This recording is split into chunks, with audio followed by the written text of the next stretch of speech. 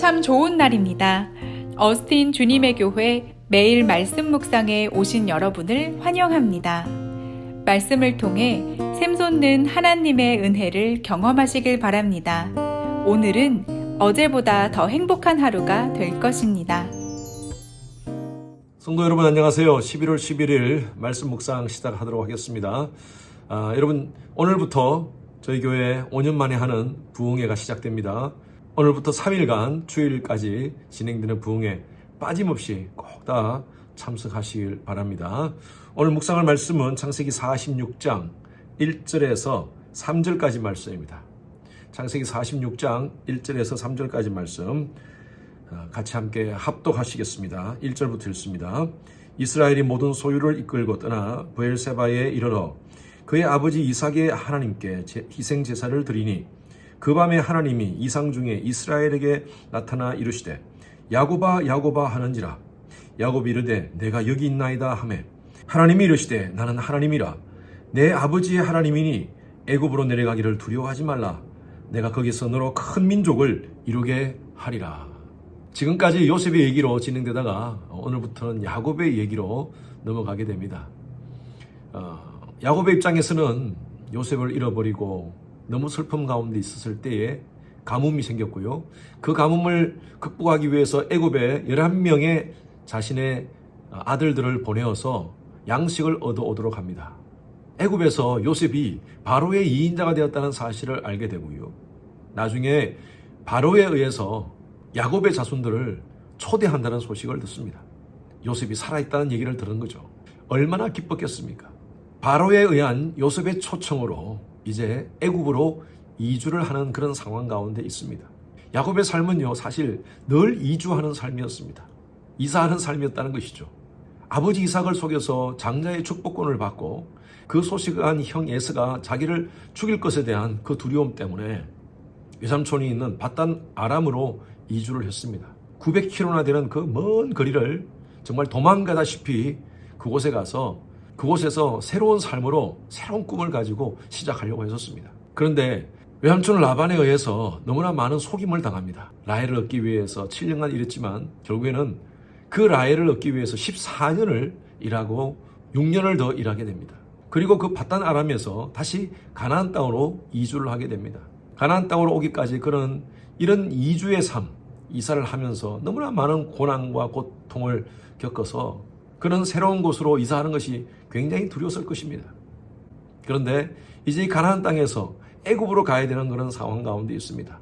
물론 보고 싶은 요셉을 보는 그런 기쁨이 있었지만 그의 마음 가운데 새로운 땅에 대한, 새로운 환경에 대한 두려움이 있었을 것입니다.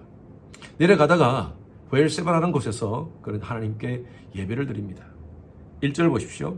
이스라엘이 모든 소유를 이끌고 떠나 브엘세바에 이르러 그의 아버지 이삭의 하나님께 희생 제사를 드리니. 여러분 왜 제사를 드렸을까요? 저는 이 말씀을 보면서 극한 두려움 가운데 있었던 야곱의 모습을 봅니다. 새로운 곳, 환경, 모든 사람들, 상황 이런 것에 대한 두려움이 있었던 것 같습니다. 그때 하나님께서 이상 중에 2절 보십시오. 그 밤에 하나님이 이상 중에 이스라엘에게 나타나. 이스라엘은 바로 야곱의 이름이죠. 새롭게 부여받은 이름이죠. 야곱아 야곱아 하시는지라. 그리고 이렇게 말씀하십니다.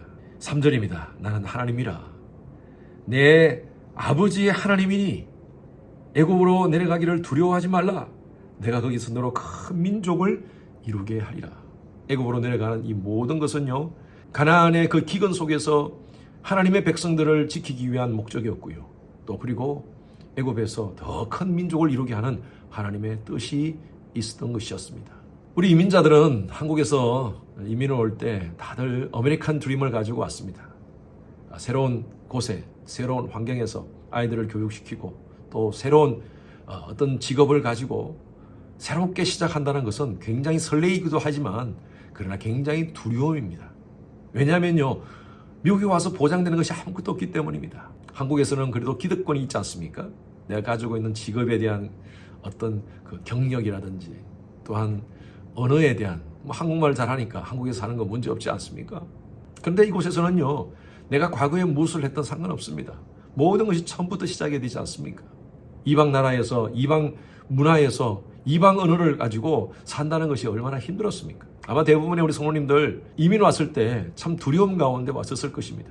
저도 개인적으로 유학을 미국에서 하면서 유학을 떠나올 때 여러 가지 많은 두려움이 있었습니다.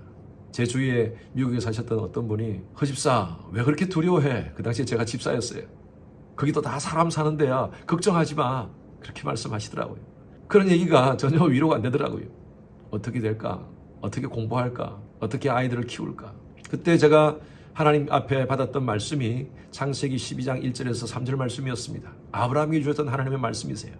내가 지시할 땅으로 가면 내가 너를 축복하겠고 너의 이름을 창대케 하겠고 너의 민족을 복주겠고 너를 만나는 모든 민족을 너를 통하여 복주겠다. 저는 이 약속의 말씀을 붙잡고 하나님이 함께 하심에 대한 약속을 가지고 캘리포니아에 왔었습니다.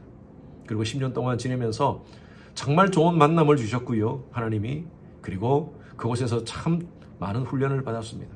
그런데 하나님이 어스틴으로 부르시는데 이건 너무나 힘들더라고요.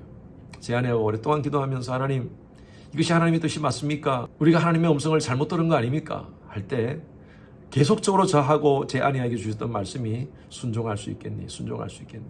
강권적인 하나님의 역사를 저들은 경험했습니다. 두 손 다 들고요. 아이들을 데리고 어스틴 주님의 교회에 청빙을 받고 이제 이주를 하는 과정 속에서 여전히 내 마음 가운데 하나님께서 보내신다는 확신은 있었지만 그러나 두려움이 있었습니다. 저 북쪽에 있는 40분 도로 여러분 아시죠? 그 도로를 타고 오는데 알부쿠키를 지나는데 얼마나 많은 비가 오는지 아이들도 자고 있고 제 아내도 자고 있는데 비가 억수같이 쏟아지는데 제 마음에도 비가 쏟아지더라고요. 제 손 위에 눈물이 툭툭 떨어지는 상황 속에서 하나님 정말 맞습니까? 이렇게 가는 것이 맞습니까? 정말 하나님께서 허락하신 길입니까? 제가 운전대를 붙잡고 기도하는데 이렇게 언덕을 쫙 올라가다가 이제 내려가는데 평지가 쫙 펼쳐지더라고요. 그리고 비가 그쳤어요. 그런데 양쪽에 쌍무지개가 다 또 있었습니다. 제가 우리 성도님들에게 자주 간증을 했죠. 얼마나 감격이 되든지 가족들을 다 깨우고 하나님께서 우리에게 약속을 주신 것이다.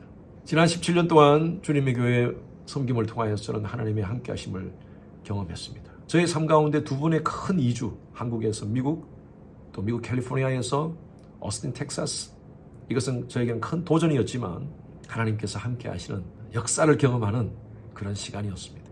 믿음은 저 도전이라고 봅니다. 하나님은 이 믿음의 도전을 통하여서 하나님의 역사를 보여주십니다. 분명히 하나님의 음성을 듣고 하나님의 뜻을 알고 기도 가운데 마음의 확신이 있다면 여러분들이 결단한 그 결단은 분명 하나님께서 함께 하시는 결단일 줄로 압니다.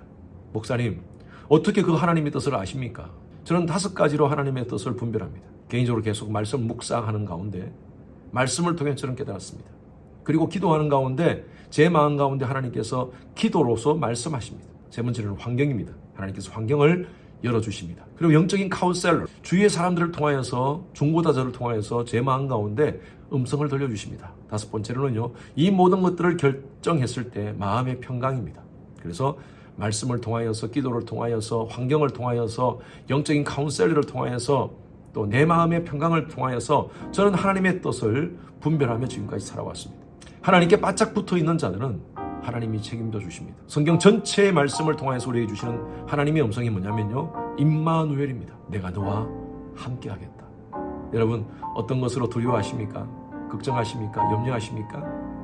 하나님께 바짝 붙어 계십시오. 그리고 하나님께 말씀을 통하여 기도를 통하여 하나님의 음성 귀 기울이시기 바랍니다. 그러면 환경을 열어주실 것입니다. 사람을 붙여주실 것입니다. 그리고 여러분의 마음에 평강을 주실 줄로 믿습니다. 함께 하시는 하나님을 날마다 경험하면서 믿음으로 전진하시는 여러분 되시기를 주님의 이름으로 축원합니다. 주님, 우리의 삶의 여정 속에서 때로는 큰 변화를 경험할 때 두렵고 떨립니다. 하나님께 바짝 붙음으로 하나님의 선하신 뜻을 알고 그 모든 것들을 결정해 나갈 때 하나님이 함께 하시는 놀라운 은혜를 경험하는 우리 모든 성도님들 되게 하여 주시옵소서. 감사드리며 살아계신 예수 그리스도 이름으로 기도드렸습니다. 오늘은 예배를 위해서 기도해 주시기 바랍니다. 오늘 저녁에 있을 금요 예배, 또 주일 예배, 대면 비대면으로 드려지는 모든 예배가 성령의 기름 부으심으로 넘치도록 해달라고 기도해 주시고요. 말씀을 준비해서 선포하는 저를 위해서 또 여러 우리 부교육자들을 위해서 설교 가운데 능력 있게 하나님 말씀이 선포될 수 있도록 해달라고 기도해 주시기 바랍니다. 예배를 준비하시는 여러 우리 봉사자들을 위해서 기도해 주십시오. 미디어, 안내, 찬양, 교사 여러 모습으로 섬기시는 분들 예배를 섬김을 통하여 은혜 받을 수 있도록 기도해 주시기 바랍니다. 모든 예배자들, 참여하는 모든 예배자들이 신령과 진정으로 하나님께 예배드릴 수 있도록 함께 기도 부탁드립니다.